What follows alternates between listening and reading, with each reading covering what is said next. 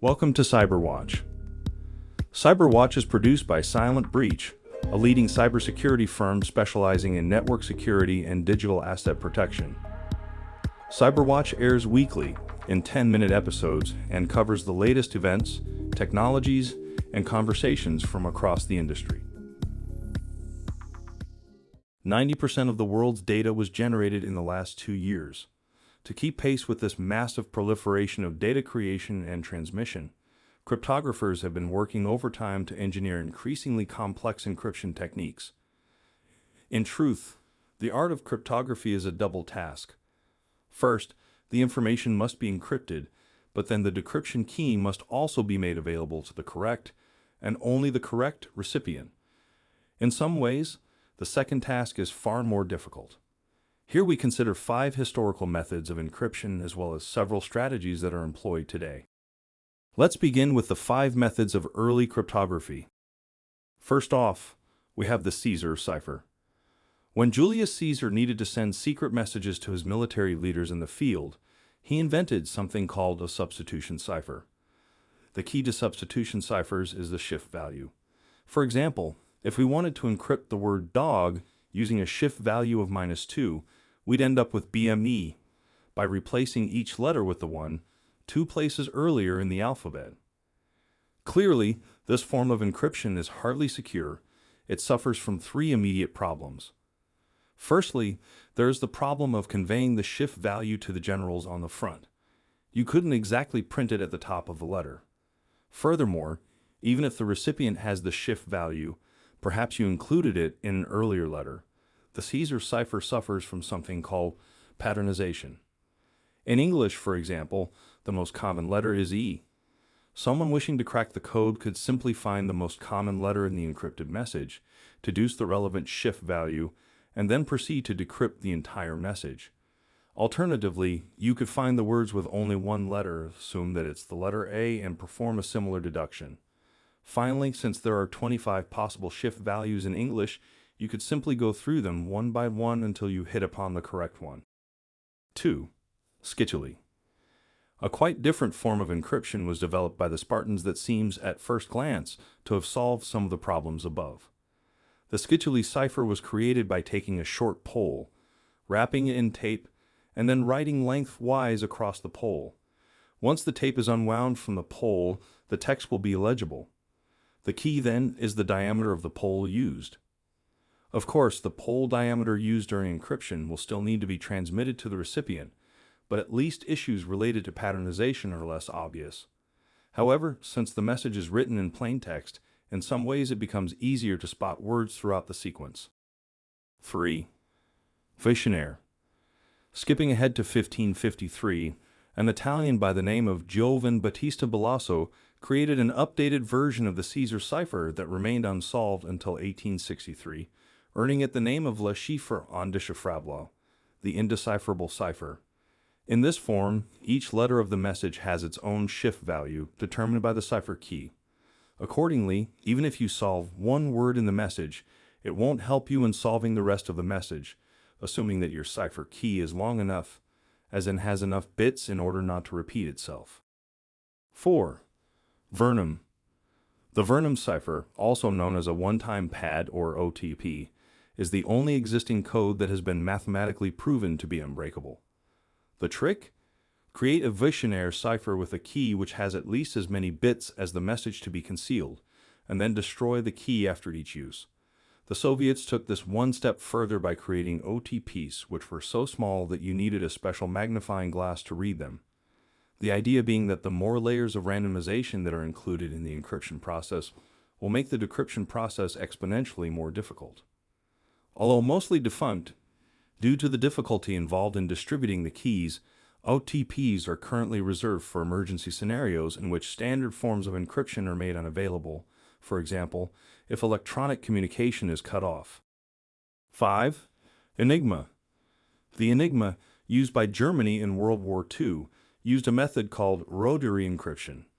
Although the concept is essentially the same as other substitution methods, Enigma used a series of disks which would be inserted in a machine according to a specific sequence which would decode the message for you. After the original version, containing 3 disks, was cracked, the Germans simply added a 4th disk, making the Enigma virtually unbreakable. The only way that the Allies were able to finally decrypt Enigma was by noticing patterns in the texts. For example, each transmission began with the date, and with help from an early computer created by Alan Turing. In all of these forms of encryption, it is important to remember that the problem of transmitting the key was never solved. In some way or another, you had to provide the key to your recipient outside of the encrypted message, meaning out of band, and then pray that no one else discovered it. This has become known as symmetric encryption, where the same key is used for both encryption and decryption. But everything changed with the invention of asymmetric encryption. Here are 3 examples of modern cryptography. 1. RSA. Think of asymmetric encryption as using a lock and key method. Anyone can use my lock, but only I have access to the key to unlock it. Now let's say that Bob wants to send a message to Sally. Instead of Bob locking the message with his own lock and then sending his key to Sally, he can simply lock the message with Sally's lock, which is made public, and now Sally can use her private key to unlock it. Sally, in return, will use Bob's public lock when sending him a message for Bob to unlock with his private key. In this way, neither Sally nor Bob need to share their private key with each other. Nowadays, we call this public key encryption, and one of its first applications was in the RSA encryption system developed in the late 70s. RSA stands for Rivest Shumer Edelman, the MIT cryptographers who developed it. 2. Salt. Salting is part of the process commonly used to encrypt passwords and has been in use since the 70s. Simply put, the salt is a random string of alphanumeric characters added to the end of the password before it's encrypted. That way, even after the password has been decrypted, you will still need to subtract the salt before you can use the password. Salting has been very successful to combat the rise of hash tables, a list of common passwords along with their encrypted format. In other words, even if you use a common password, once the salt is sprinkled on top, it will be sufficiently unique so that the encrypted form of the password won't be recognizable. To illustrate, let's say you set your password as password. Since this is very common, the encrypted version of the password will also be quite well known, and therefore included in the would-be attacker's hash table. However, once the password is salted, it may turn out to be something like password 2NUD?830DFN, with the additional characters being added at random.